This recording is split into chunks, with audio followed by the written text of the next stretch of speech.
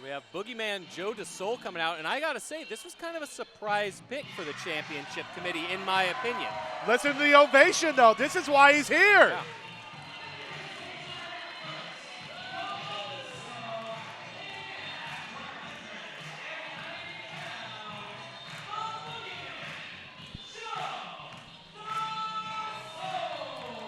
Well, Jim and Josh talked about the impression that these guys made on the championship committee on our first show, and Joe DeSoul, to me, probably, you have to imagine, must have made a huge impression. I wouldn't have picked him for the tournament for being selected.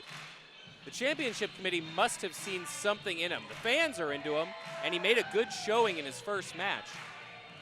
This guy could surprise us. He could, and he's someone that is successful. He won his match at the debut show, defeating Big Ben Johnson.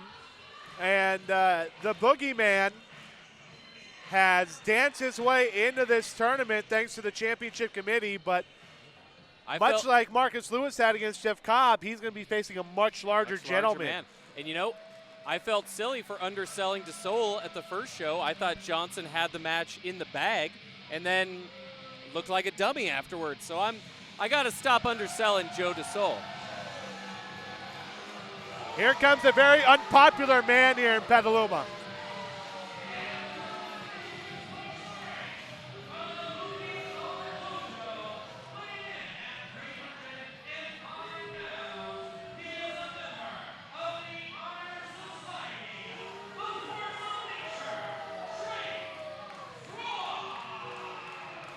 Drake Frost had himself a very interesting debut show for Phoenix Pro Wrestling.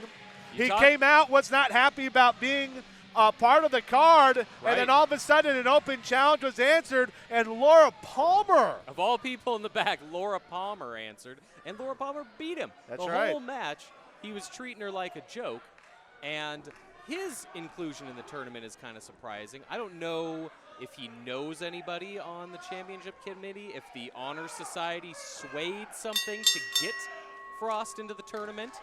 Obviously, they, as a group, have a lot riding on him. The farther he goes in the tournament, the better it is for their group, the more important they are. DeSoul trying to get in his shots against Frost, but Frost pushes him away. Now, the juke and jab with the jabs. DeSoul trying to force Frost back into the corner, but Frost just pushes him away. 105, 115 pounds advantage for Frost, and there's a step-up kick to the shoulder. And DeSoul not wasting any movement. He's going right after Frost.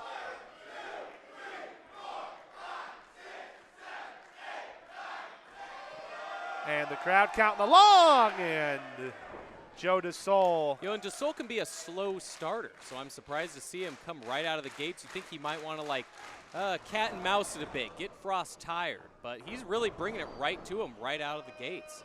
Well, he tried to come off with a tornado DDT. We've seen him hit that move before, but Frost was able to knock him down, and he is in control. Frost caught him, knocked it down. DeSoul might have bitten off a little bit more than he can chew going for that tornado DDT so early. And the big man dropping 305 pounds with an elbow, and then a falling lariat. 1, 2, and a 2 count. And it looks like Frost is cut on his right cheek. DeSoul was throwing those jabs and those little short hooks, and it's not too surprising to see him busted open right over the cheekbone. So already we've seen Lewis really lay into Jeff Cobb, and, well, that might have been a receipt because that was one of the hardest shots we've seen so far. And Frost is now looking maybe to make an example of Joe DeSoul for cutting him on that right cheek. And DeSoul now has to be careful because we have seen an angry Drake Frost before, and it's not pretty, and a snap suplex. I know how embarrassed he was after the last show, after, as he said, being beaten by a girl. And you have to think he's going to try and prove his worth right here. Kind of a lackadaisical cover there, only 2. Frost not afraid to get in anybody's face. The big man, they call the force of nature. And that's a nice spinning back kick, and a spinning wheel kick misses for DeSoul. And Frost is going to make sure he pays for it. And it did. It looked like there's a new member of the Honor Society, is Scoot Andrews. Or, excuse me, he'll be Scoot McGavin, sorry. Will be coming on out with Star Samurai later on tonight, as he'll be taking on CJ Kurz and James Von Erie. So this will not be the first time we see the Honor Society tonight. And when the Honor Society was just 2 members, Samurai and Frost, they already helped each other win each other's matches. And there's a second guy at ringside. You think it's just going to add more wins to these guys. And there's a big 305-pound senton from the big man. He did one of my favorite moves before that, the old coconut crush, where he takes the head just right to the thigh. Head. I've seen this guy's hands. I've shaken hands with this man. They're big, crushing hands. He's a large human being. Frost is going about this match so smart. He's using his size. He's dropping elbows, dropping lariats, dropping a big guy senton. It's smart. He's using his own size and just driving DeSoul right into the mat. Frost readying for a backbreaker, and now he's going to bend him over the knee, try and get DeSoul to give up here. And he's going to slam him down, go for the cover, and a 2 count. You can see that cut on the right cheek. Looked like one, as you said, one of those punches in the opening minute of the match might have opened Jake Frost a bit.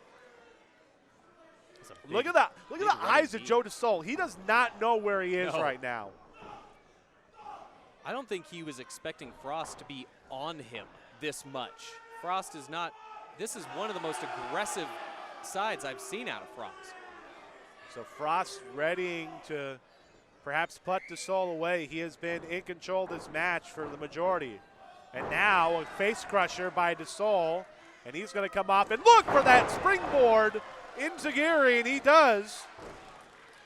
Right to the side of the head. 1, 2, and only a 2 count as Frost is able to get that left shoulder up as Sparky Ballard was down for the count. I know it's a gambler's fallacy, but you had to think if Joe DeSoul kept going for the high-risk moves, one of them was bound to work out, and it finally did for him. Well, we saw it in the match earlier with Lewis and Cobb. Lewis had to really come high impact to Cobb to even try and put a dent in him, and DeSoul's going to have to do something very similar with an even larger man in Frost. Agreed. Yeah, an even bigger weight difference here. 115 pounds between the two. And Frost kicking DeSoul right in the side of the head. And the faithful here at the Phoenix Theater, not big fans. Really getting on Frost here. Another cover, another 2 count. Joe DeSoul in trouble here, but he keeps fighting back. And Frost wants Sparky to pick it up a bit. Drake Frost and Joe DeSoul in the second of our 4 tournament matches tonight, and then later on this summer, the semifinals and the final to determine the first Phoenix Pro Wrestling champion. Cannot wait. And just a blatant rake to the eyes, pushing DeSoul back to the corner. That huge thumb of Frost just going right into the eye. This is a great crowd we have on hand here at the Phoenix. I will say that. A great response from the people here in the North Bay. And now DeSoul with a boot to Drake Frost. And a second, Frost thought he could go in again. And there's a complete shot. We saw him try and go for that earlier, actually, and he couldn't hit it. He tried it earlier. Frost was still too strong at that point. Frost caught it immediately. Couldn't pull it off. Now that he wore him down a bit, rattled him with a couple of boots to the jaw, caught him off guard a little, just drove him right into the mat.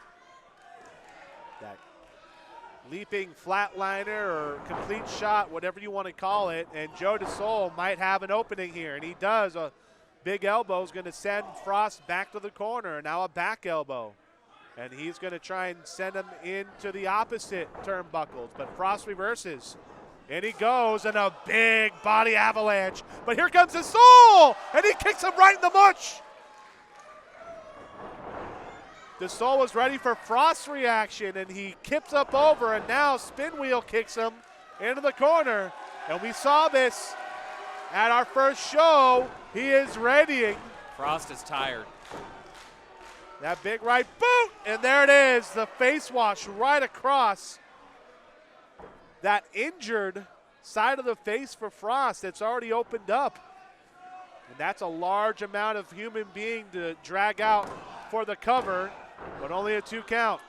And that size, that's another way that you don't think about it playing as an advantage. If you go down and you're close to the ropes, right, like, it's so much harder for DeSoul to pull him back into the ring. That bought Frost 3, 4, 5 seconds that he otherwise wouldn't have had. DeSoul's going to go up top here. High risk.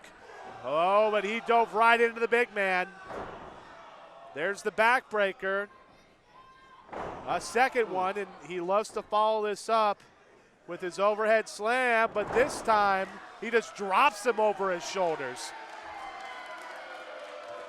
305-pound force of nature has been in control for a majority of this match. And you can see him, John, with some of his faithful on a cover, and wow, DeSoul was close there. He just got that right shoulder up. Gotta wonder what would have happened if Frost just went right for the cover right after the fall-away slam. And you can see that lariat. We saw that against C.J. Kurtz, flip him inside out at the debut show. He has a nasty lariat. He is waiting to do it again with DeSoul. DeSoul ducks, though. He is readying the Blue Thunder Bomb, and he hits it. Wow. But, oh, here we go. Here's the Honor Society now with an additional member. Scooting in Sir Samurai in Joe DeSoul's face. DeSoul wants him out of here, wondering why they're here. He's got a shot for Samurai, but Samurai takes down, and there's the lariat. A cover, and, well, that's going to do it. And Drake Frost moves on to the semifinal.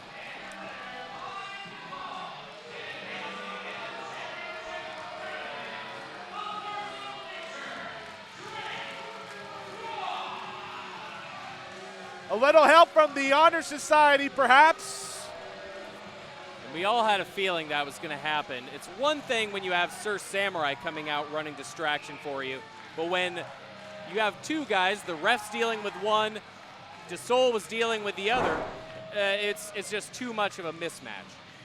But now Drake Frost has himself, look at that, look at the board over there. When we take a look at it, you can see right above Drake Frost, Mr. Athletic Jeff Cobb.